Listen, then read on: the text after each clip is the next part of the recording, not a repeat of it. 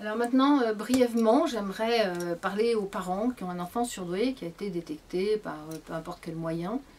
Mais les parents qui ont un enfant surdoué et qui pensent que tout d'abord l'enfant n'est pas surdoué parce qu'il travaille très mal à l'école, donc on va remettre un peu voilà, de l'ordre. Donc vous avez deux catégories, des quotients intellectuels à haut niveau, élevés, qui réussissent très bien à l'école et qui n'ont rien à voir avec les surdoués.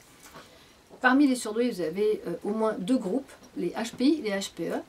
C'est-à-dire que le HPI fonctionne d'abord avec son intellect et a besoin de connaissances et de nourrir son intellect immédiatement. Il compresse sa partie émotionnelle qu'il retrouvera beaucoup plus tard et qu'il embarrassera beaucoup plus tard, mais entre-temps, il aura eu un cursus d'école correct et il sera passé universitaire et il aura rejoint les entreprises à haut niveau et c'est à ce moment-là que les émotions le dérangeront.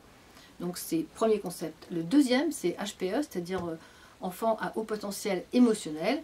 Ceux-ci, vous pouvez leur faire passer des tests de QI, de quotient intellectuel, mais ça ne sert pas à grand-chose parce que de toute façon, nous ne pouvons pas mesurer, à ma connaissance, le côté HPE, donc qui confirmerait son côté surdoué. Voilà, le côté surdoué est fait d'une grande partie émotionnelle et d'une grande partie intellectuelle.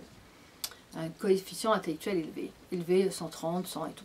Maintenant, si vous prenez un surdoué HPE qui est beaucoup dans l'émotion, même un enfant, enfin surtout un enfant et les autres d'ailleurs, et vous lui faites passer un test de quotient intellectuel, le lundi il peut avoir 120, le mardi 80, et voilà, parce que de toute façon il fonctionne avec ses émotions. Donc vous ne pourrez pas tirer une intelligence de quelqu'un qui fonctionne avec de l'émotionnel.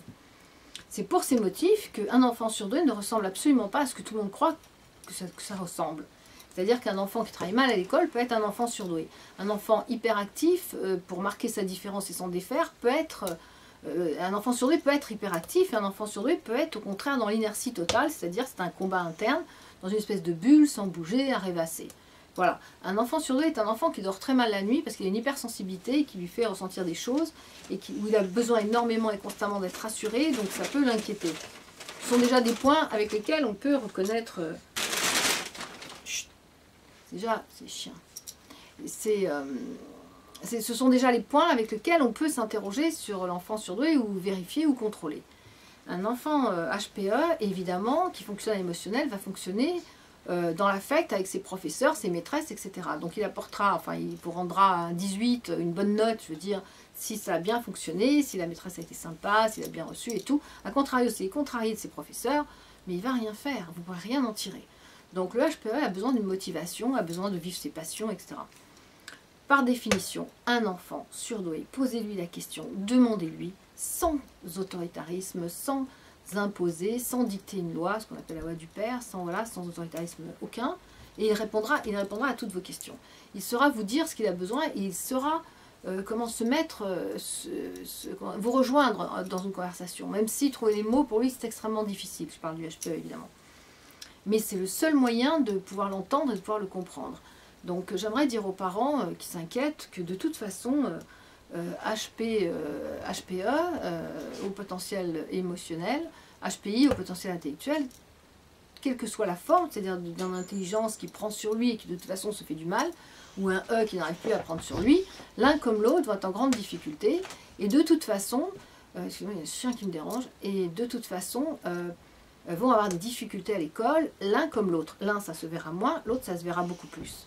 Mais ce n'est pas parce qu'un enfant travaille mal qu'il n'est pas surdoué. Le surdoué, c'est autre chose, c'est une façon de fonctionner, une façon de faire marcher son cerveau et une hypersensibilité dont ils ont besoin d'être posés et de s'exprimer. Voilà. Donc vous pouvez parler avec un enfant surdoué, il essaiera de se mettre à votre hauteur pour parler, c'est-à-dire de trouver un niveau de conversation.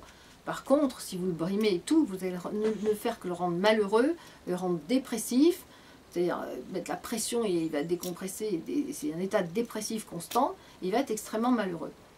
Donc, être surdoué, ce que je voulais vous dire, ce n'est pas une maladie, donc ça ne se soigne pas, et si ça ne se soigne pas, eh ben ça ne se guérit pas. Et c'est certainement pas avec des médicaments que nous allons rendre à l'enfant surdoué son état, entre guillemets, normal, qu'il n'a jamais connu et qu'il ne connaîtra du reste jamais. Voilà. Par contre, il peut être très malheureux si on le contraint, si on le contraint à autre chose, si on le contraint de faire autre chose.